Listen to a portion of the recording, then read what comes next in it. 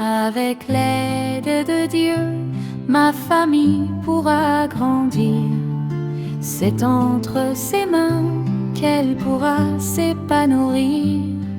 Malgré les pièges du monde, son amour toujours émonde les familles qui sa parole sondent. La famille, ce don précieux, doit être prise au sérieux, car Dieu qui bénit des cieux veut que chaque membre y soit heureux. En famille, à plusieurs, seul ou à deux, avec Dieu, faisons de notre mieux.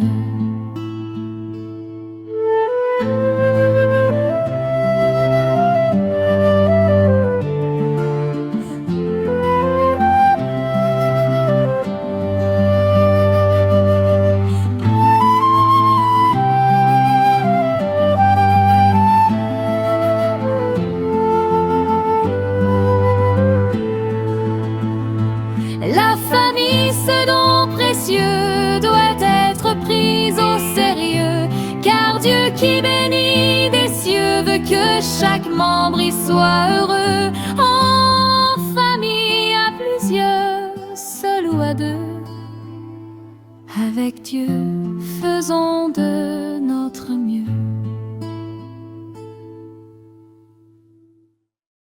Bonsoir à tous. Bonsoir.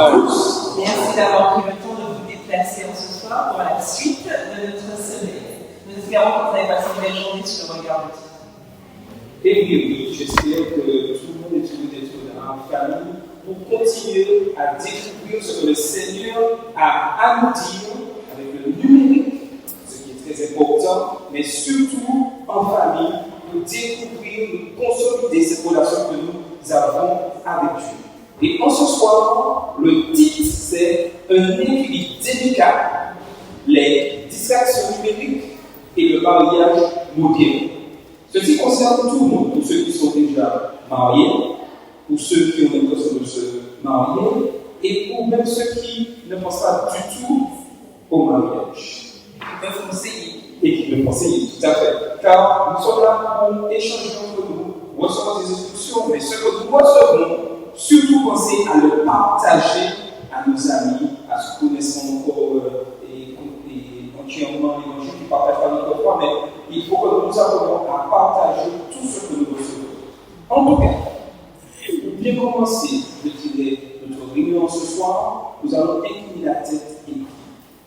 Seigneur Dieu, nous réclamons la présence de cet esprit, que nous plaçons sur notre terrain, nos familles, et que tout ce qui soit dit ne soit pas dit de nous, mais vienne de toi, et puisse fortifier ton cœur.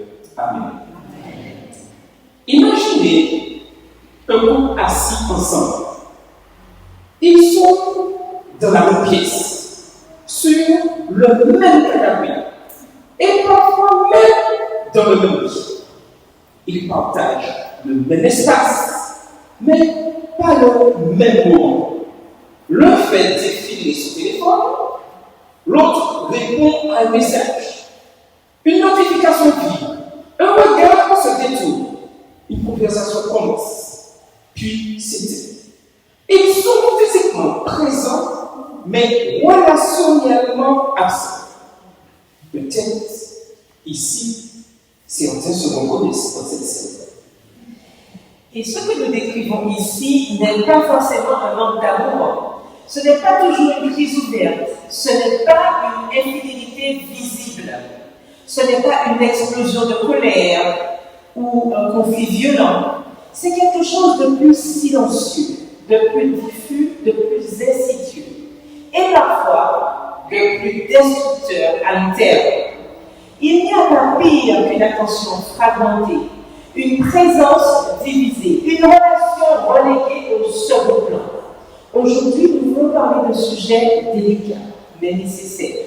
L'impact des distractions numériques sur le mariage chrétien. Et plus largement sur nos relations, dans nos familles et aussi sur l'impact sur notre vie spirituelle. Il est important de se rappeler que le mariage est une alliance et pas une tâche parmi d'autres. Non. La Bible ne parle jamais du mariage comme d'une relation secondaire. Elle ne la présente pas non plus comme une option parmi d'autres, ni comme un projet que l'on gère entre deux priorités. Dans Genèse 2, verset 24, nous lisons ceci. C'est pourquoi l'homme fera quoi? Quittera son père et sa mère et s'attachera à sa femme et ils deviendront une seule chair. Comment demeurer une seule chair quand on laisse des obstacles s'ériger dans le couple ou la famille au sens large? Ce texte fondateur ne décrit pas simplement une structure familiale, il décrit une alliance voulue par Dieu, fondée sur l'attachement, sur l'unité, sur surtout la priorité. Une seule chair n'est pas une idée poétique. C'est une réalité relationnelle et spirituelle. Cela signifie une attention partagée, une intimité protégée, une priorité assumée. Car quand on se marie, c'est pour la vie. Mais cette unité, pour qu'elle dure, exige quelque chose de très concret. La présence entière de ceux qui forment le couple. Pas une présence partielle, distraite ou multitâche. Pour avoir une famille solide, il faut que le cœur entier soit consacré à celle-ci. C'est comme la relation avec Dieu. Si on a le cœur partagé, on aura toujours l'impression que l'herbe est plus verte ailleurs. Et on ne prendra pas soin de celle qu'on a déjà. On ne prend pas soin de cette herbe pour qu'elle soit verdoyante. On aura toujours tendance à lorgner l'herbe du voisin. Il est crucial dans le couple de chercher à améliorer ce que nous avons. Nous ne devons pas nous comparer aux autres. Chaque famille est unique et donc, au lieu de voir uniquement les failles de sa famille, il est plus salutaire de se concentrer sur les points forts et par la grâce de Dieu travailler sur les points faibles. Bien entendu, dans la limite du bon sens. Malheureusement, le malin est toujours là et nous ne pouvons pas nier qu'il sait manipuler ceux qui se laissent guider par lui pour détruire le moral d'une conjointe, d'un enfant. Et hélas, la séparation devient la solution ultime parce qu'il faut sauver sa vie et parfois celle des enfants. Néanmoins, ce n'est pas le plan initial de Dieu. Petite parenthèse, très important. Souvenons-nous que séparation ou malheureusement divorce ne rime pas avec remariage. Pour ceux qui connaissent Dieu et veulent faire sa volonté, le mariage est un don divin et elle veut que nous faisons devant Dieu et devant les hommes le jour J sur sacré. Il est question de rester ensemble jusqu'à ce que la mort nous sépare. C'est pour cela qu'il ne faut pas prendre cet engagement à la légère. Dans Deutéronome 23, versets 21 à 23, on peut lire ceci.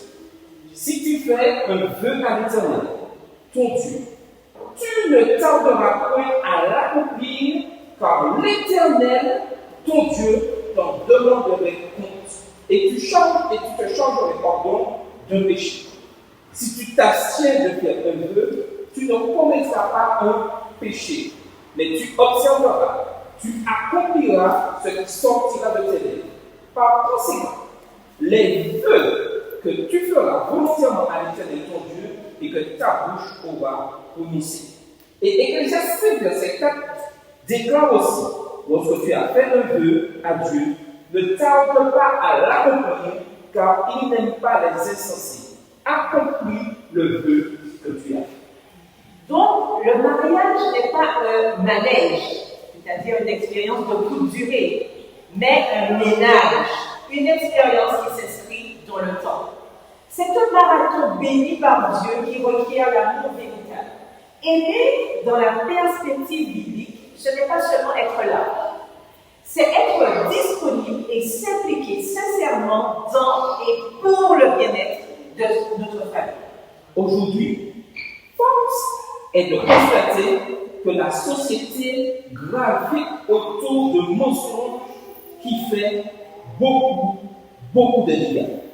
Le multitâche, qu'elle valorise. Faire plusieurs choses à la fois est vu comme une qualité, particulièrement chez les femmes, n'est-ce pas? Car les hommes sont connus en général pour vraiment ne pas être en mesure de faire plusieurs choses à la fois. Et personne ne peut nous reconnaître ici. Répondre à un message pendant une conversation aujourd'hui dans la société, ça semble normal. Travailler tout en étant à la maison est devenu monnaie courante. Et je pourrais ajouter conduire en ayant le téléphone à l'oreille, même si c'est interdit, est constamment vu sur les routes. Travailler tout en étant à la maison est devenu monnaie courante. Mais le mariage ne fonctionne pas ici. Le mariage n'est pas un projet à gérer, une application à ouvrir quand on a le temps, une conversation en arrière-plan pendant que l'on fait autre chose. Il est aussi chronophage que nos autres activités. Il faut du temps avec Dieu et avec l'autre pour le protéger et surtout le faire dur. Pour rappel, le mariage est un lien sacré et ce qui est sacré exige du temps, de l'attention et de la disponibilité volontaire. Lorsque nous essayons d'aimer en mode multitâche, nous finissons souvent par négliger sans le vouloir. Non parce que nous ne tenons pas à l'autre ou à notre famille, mais parce que notre attention est constamment dispersée. En tout cas, la Bible nous prémunit contre cette distraction constante qui nous assaille. Écoutons, et je demande à un volontaire dans la salle, et va nous lire comment il expresse les versets 4 à 16. 4 à 7, pardon. 1 Corinthiens 13, versets 4 à 7, un volontaire, pour nous bien faire comprendre, pour pouvoir découvrir plus profondément ces paroles bien connues de l'apôtre Paul. Alors, un volontaire, c'est La charité et la science, elle est de bonté. La charité n'est point envieuse. La charité de second point, elle ne semble point d'orgueil. Elle ne fait rien de malhonnête. Elle ne cherche pas son intérêt. Elle ne s'irrite point. Elle ne souffre point de mal. Elle ne se réjouit point de l'injustice, mais elle se réjouit de la vérité. Elle excuse tout, elle croit tout, elle espère tout, elle supporte tout. Amen. Nous savons que certaines versions, au lieu de mettre la charité, mettent l'amour. Donc en fait, ça correspond tout à fait à la définition du véritable amour. Honnêtement, posons-nous une question. Sans condamnation, réfléchissons bien. Quand je privilégie une notification, un courriel, un fil d'actualité, au détriment de la personne qui partage la vie, qui suis-je en train de servir à ce moment? Ce n'est pas toujours de l'égoïsme conscient. Ce n'est pas forcément un refus délibéré de l'autre, mais c'est souvent une gratification immédiate au détriment d'un amour qui demande du temps, de la patience et de l'investissement. Nous choisissons ce qui capte notre attention au lieu de ce qui construit la relation. Et souvent, ce qui mène à ce genre de dérive, c'est quand on croit à tort que tout est acquis. On se repose sur une arrogante certitude que l'autre sera toujours à nos côtés, que nous sommes mariés de toute façon et que cela suffit. Mais c'est une grave erreur d'évoluer dans le mariage avec cet état d'esprit. Et cela vaut aussi quand il y a des enfants. On pense que l'école, l'église, les copains, les clubs, éventuellement feront l'éducation des enfants. Mais non. Aujourd'hui, des parents refusent d'être moniteurs avec l'école de sabbat, avec leurs enfants, dans les sections enfantines, oubliant que c'est aussi une occasion de passer des moments privilégiés avec les enfants autour de la parole de Dieu. Et dans le fonctionnement de l'Église adventiste du 7e jour, l'école du sabbat enfantine cherche à tout moment à intégrer les parents dans le fonctionnement de l'école de sabbat des enfants. Donc, il est important que chaque parent puisse s'investir dans l'école de sabbat des sections enfantines de leur église. Ce n'est pas dire j'envoie mon enfant le samedi matin en section, moi je suis assis à ça, comme ça je me reporte le temps. L'éducation passe par, comme je disais hier, par l'exemple des adultes vis-à-vis des enfants. Ou encore, certains s'appuient sur d'autres instances, l'école et le reste, pour les remplacer parce qu'ils sont trop occupés à jouer avec leurs appareils numériques pour les jeux en ligne, les séries, les messages, le télétravail et bien d'autres choses qui sont de fausses priorités. Dans Matthieu 6, verset 33, il nous est conseillé de chercher d'abord quoi? Le royaume de Dieu. Tout à fait, le royaume de Dieu. Et ce dernier sera forcément composé de familles. Mais pour que nos familles y accèdent, nous avons notre part à faire. Faire de nos familles une priorité. Hélas, le phénomène, je dirais, que je pourrais nommer comme de la présence absente, fait des ravages dans beaucoup de couples et dans beaucoup de familles. C'est-à-dire être là sans être là. Les chercheurs ont donné un nom. On peut se poser la question, pardon, où est la vérité? Mais cette vérité est-elle importante pour nous aujourd'hui? En fait, dans ce phénomène, on est là, comme on dit, en vérité, mais on n'est pas là en esprit. Et c'est bien là le problème, parce qu'il faut être là en esprit et en vérité, comme pour l'adoration à Dieu. Les chercheurs ont donné un nom parce qu'on peut être physiquement présent, mais mentalement ailleurs. Être assis à côté de quelqu'un, tout en étant émotionnellement déconnecté.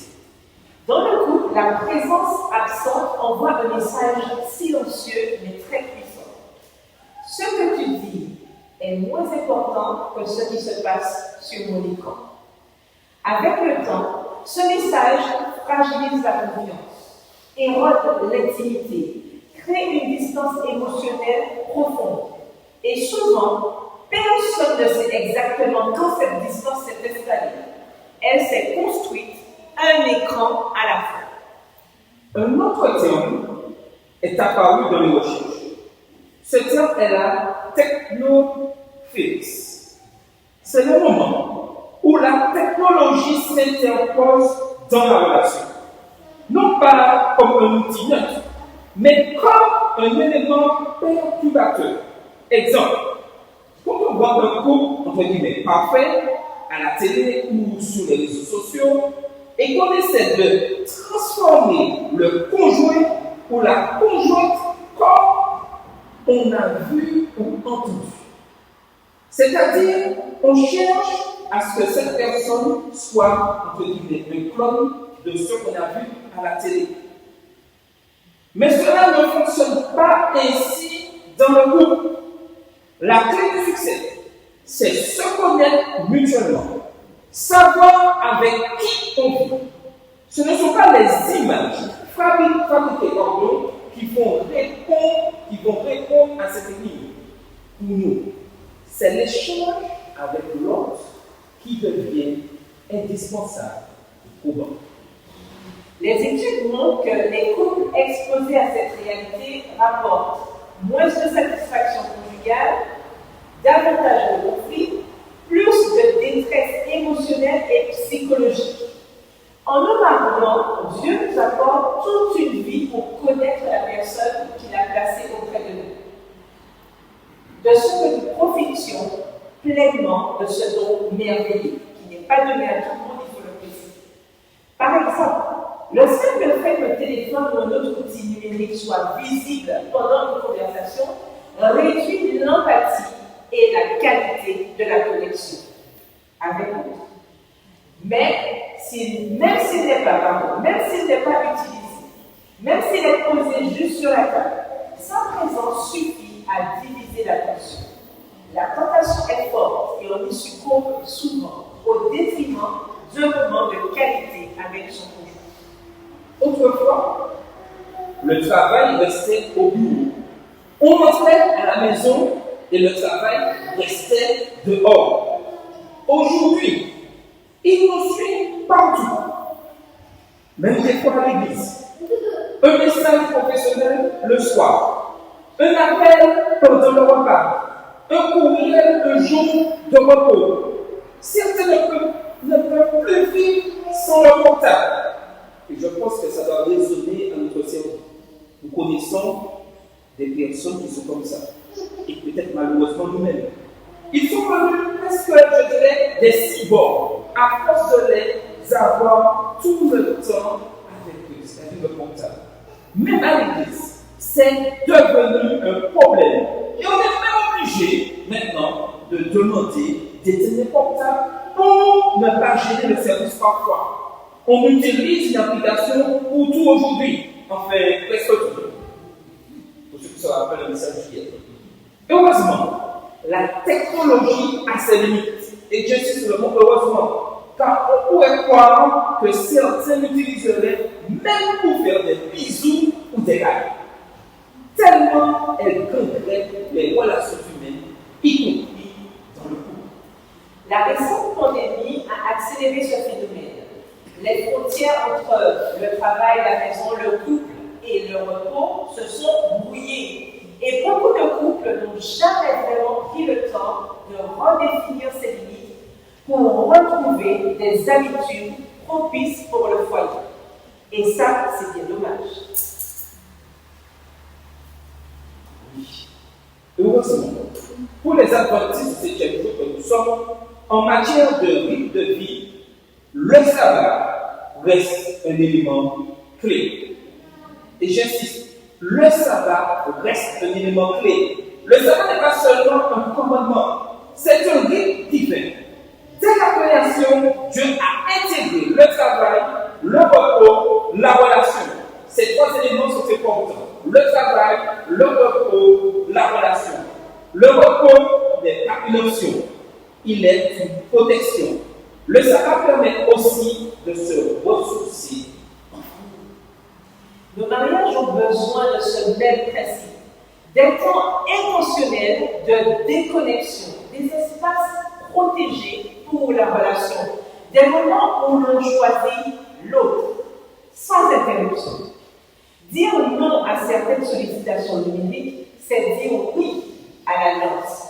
C'est donner la priorité à l'autre que Dieu a placé à nos côtés pour nous aider à avancer vers l'éternité. L'idée, c'est d'y arriver ensemble. Reconnaître le problème n'est que la première étape. Nous avons posé les jalons du problème. Donc c'est une première étape. Et l'évangile ne nous laisse jamais au stade du constat. Il nous conduit à la transformation. Le mariage peut être restauré. La connexion peut être renouvelée. L'équilibre peut être retrouvé. Tant qu'il y a de la vie, de la volonté et de la foi, il y a de l'espoir. Non pas par des solutions magiques ou numériques, mais par des choix intentionnels. Une sincérité fidèle, guidée par la sagesse biblique et nourrie par la grâce de Dieu. Avant de parler de règles, parlons de compréhension. Pour certains, le téléphone, la tablette, l'ordinateur ou le téléviseur est un outil de travail, une source de détente, une échappatoire au stress. Pour d'autres, cela devient un symbole de rejet, un concurrent affectif, un rappel constant de solitude. C'est pourquoi la première étape n'est pas d'imposer des limites, mais de mettre des mots sur le sentiment. Il faut discuter avec lui. Il faut parler à son conjoint, à sa conjointe, pour trouver les réponses aux questions telles que pourquoi est-ce que cela me dérange? Qu'est-ce que je ressens quand tu es sur ton appareil numérique? Qu'est-ce que cet écran représente pour moi, pour toi? Sans cette compréhension mutuelle, les règles deviennent des murs au lieu de ponts. La clé pour commencer à trouver des solutions pérennes. La Bible n'est pas contre les limites. Liberté ne veut pas dire sans limite. Dieu est un Dieu de cadre protecteur. Les limites ne sont pas une punition, comme certains veulent le faire croire. Elles sont une protection de ce qui est précieux aux yeux de Dieu. Dans le mariage, cela signifie établir ensemble et non imposer des limites numériques claires. Pas d'écran pendant les repas, pas de téléphone au lit ou autre appareil connecté, pas de travail numérique pendant les temps réservés aux couples, par exemple. D'autres choses peuvent être ajoutées à cette liste, mais l'essentiel est d'être en accord avec les règles qu'on décide de suivre au quotidien dans le foyer.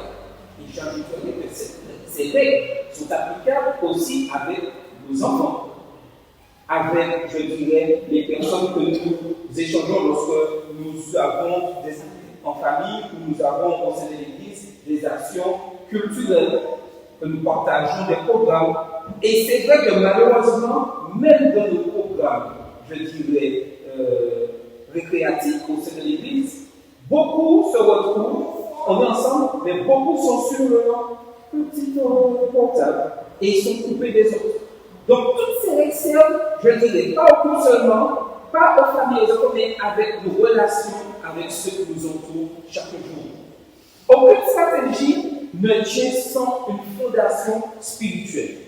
Le mariage chrétien n'est pas seulement relationnel, il est profondément spirituel.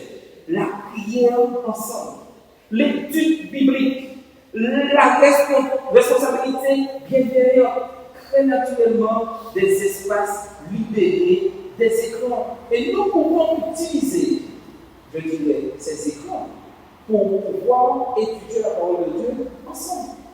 Partager, poser des questions sur ce que nous voyons.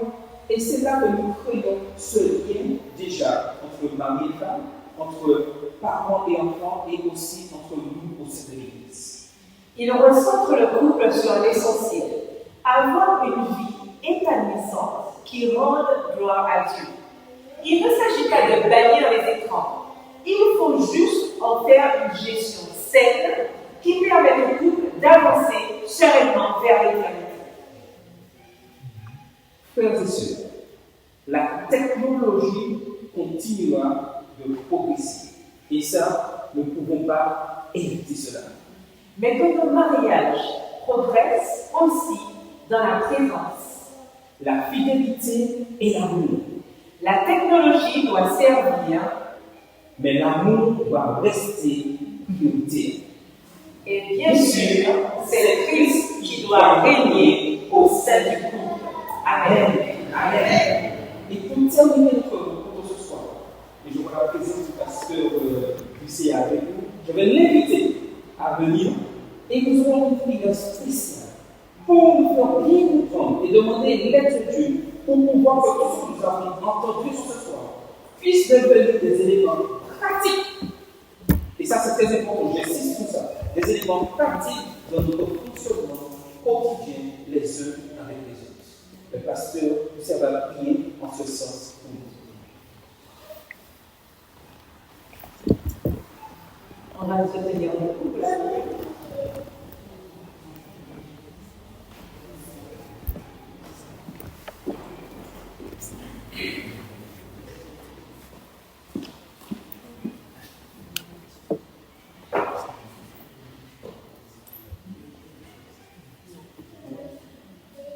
Parce que c'est une prière de consécration dans ce agenda.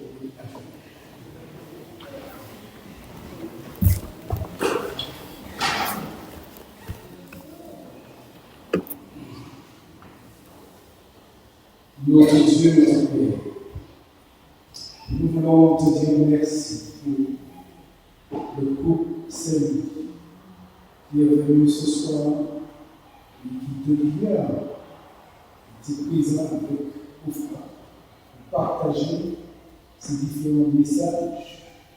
Seigneur, c'est toi qui as institué le mariage qui a établi le couple pour ta volonté. Alors, Seigneur, que nous constatons beaucoup de dégâts de partout, tu veux aujourd'hui, ce soir, nous interpeller sur les éléments qui nous exposent au danger. Merci de nous aider à privilégier l'alliance plutôt que la technologie.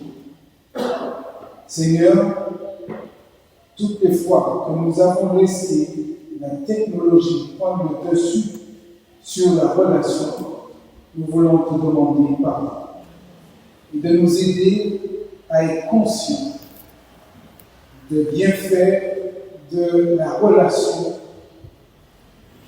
et comment utiliser la technologie pour que ce soit au service des uns et des autres et non pas notre bête. Seigneur, tu sais combien cela produit des dégâts dans les foyers parce que certains donnent toute la priorité à ces choses matérielles. Mais Seigneur, ce soir, tu nous interpelles et tu nous dis que l'essentiel, c'est la relation. Relation entre couple, la relation entre parents-enfants, la relation entre frères et sœurs de l'Église, la relation au travail, la relation dans la société. Parce que quand toutes ces choses vont disparaître, les êtres humains seront encore là. Seigneur, tous ceux qui s'attachent à toi et qui s'attachent à l'éternité, eh bien, doivent privilégier l'alliance. Alors, bénis chaque couple ici présent ce soir. Répands ton esprit sur chacun de nous ici. Que l'on soit en couple ou que l'on soit seul. Seigneur, nous te demandons d'agir dans nos cœurs, dans notre vie, de produire la transformation qu'il faut afin que ton nom soit béni, soit glorifié, soit exalté dans la vie de chacun de nous et au sein de chaque couple, au sein de chaque famille, Seigneur, de chaque foyer. Oui, nous voulons connaître la joie de vivre ensemble. Nous voulons être remplis de ton amour et l'amour les uns pour les autres. Alors, Seigneur, ce qui est impossible à l'homme, est possible à Dieu. Et c'est pour cette raison que nous invoquons ton nom sur nos foyers, afin que nos foyers deviennent des coins du ciel, où on trouve du plaisir à vivre, où il fait bon à vivre, où il y a la joie, l'épanouissement, Seigneur, le développement de chaque membre de la famille. Et que lorsque tu reviendras, tu trouveras les hommes et les femmes prêts pour t'acclamer comme leur Seigneur, leur Dieu et leur Sauveur, désirant de vivre l'éternité avec toi. C'est notre prière au nom de Jésus pour ta gloire. Amen. Amen. Merci à tous. Donc nous sommes invités mercredi prochain, vendredi soir, vendredi soir, samedi matin. Et durant les 2 jeudis, lundi soir et mardi soir, revoyons ce que nous avons entendu et surtout mettons en pratique. Que le Seigneur vous bénisse. Amen. Amen.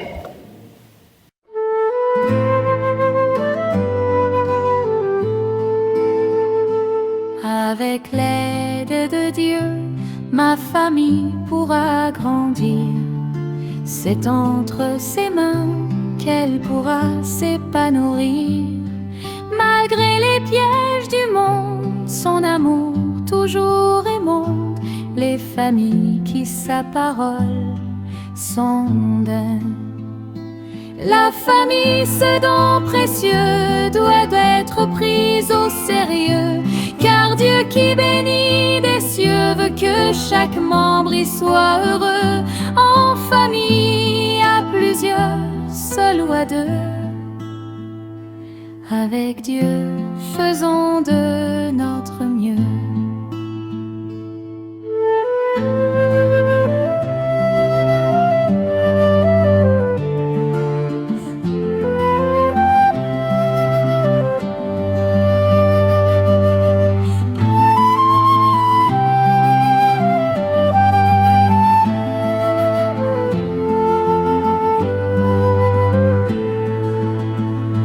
La famille, ce don précieux, doit être prise au sérieux, car Dieu qui bénit des cieux veut que chaque membre y soit heureux, en famille, à plusieurs, seul ou à deux. Avec Dieu, faisons de